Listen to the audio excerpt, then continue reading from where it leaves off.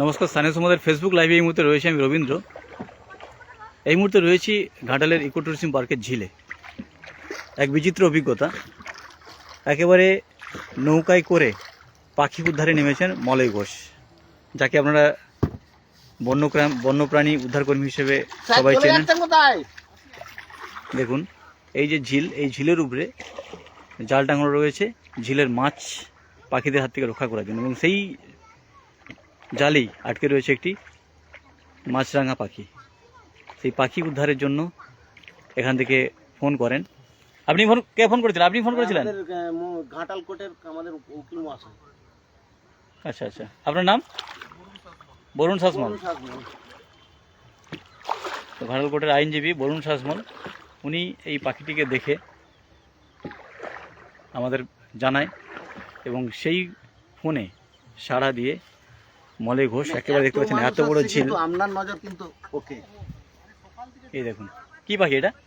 এটা বক, এটা একটা বক প্রজাতি।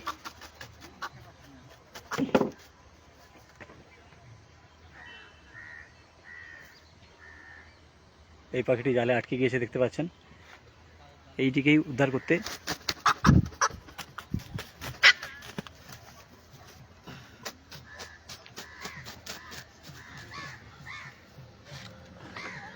মলয় ঘোষ এসেছেন। কামড়াচ্ছে কামড়াচ্ছে? কামড়াচ্ছে কামড়াচ্ছে না, আমি তো জীবন বাঁচাতে এসেছি। কামড়াবো না।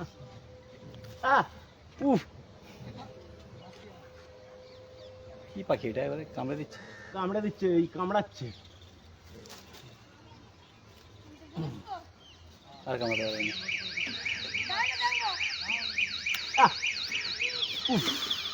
ধারালো?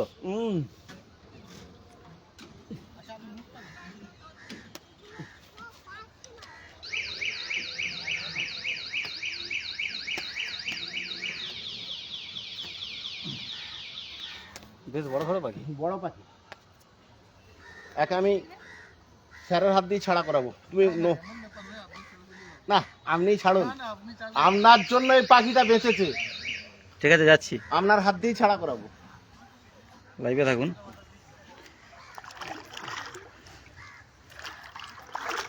এটা এক প্রজাতির বক, কিন্তু এরা মাছ খায়, যার জন্য আর পাখির চোখে জাল ধরা পড়ে না, যার জন্য এরা জড়িয়ে যায়।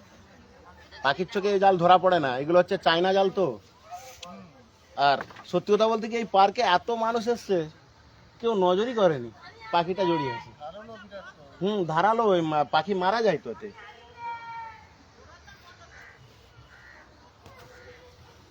এর পায়ে অনেক জড়িয়ে আছে, খুলতে হবে, ব্লেড দিয়ে কাটতে হবে, যেতেই হবে, একে ছেড়ে দিলে হবে না। কাটার পর ছেড়ে দেবো, উড়ে চলে যাবে।